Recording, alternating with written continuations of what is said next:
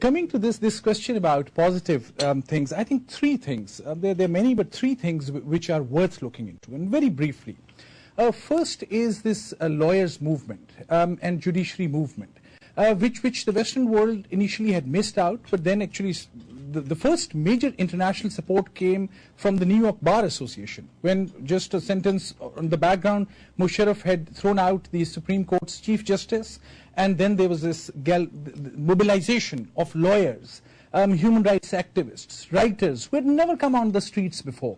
They came out, pushed Musharraf out, which in my opinion was a positive thing. A military dictator should have been sidelined. And then that Chief Justice was brought back into the Supreme Court. We know the Western world has improved, established its institutions. Why? Because there has been support for rule of law. So this is one major positive development.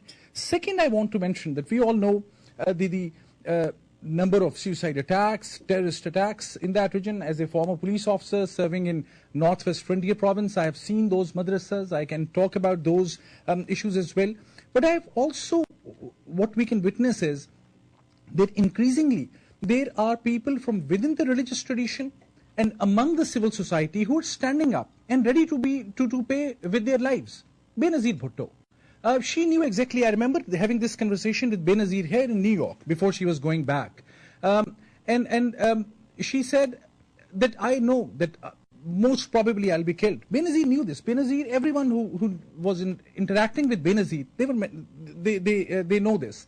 So Benazir went back knowing fully well terrorists can kill her. And she went back. So there's a lot of courage among the politicians, some of them. Awami National Party has shown similar things. There's recently been a fatwa, a religious edict, by a very mainstream religious scholar named Tahirul Qadri. Though the problem is he had to come to London to declare that fatwa, but partly also because he has offices in London and elsewhere. But there are people who have started challenging religious extremists. So that is the second thing. Third, and just in one line, return to democracy. I think that is also an important step.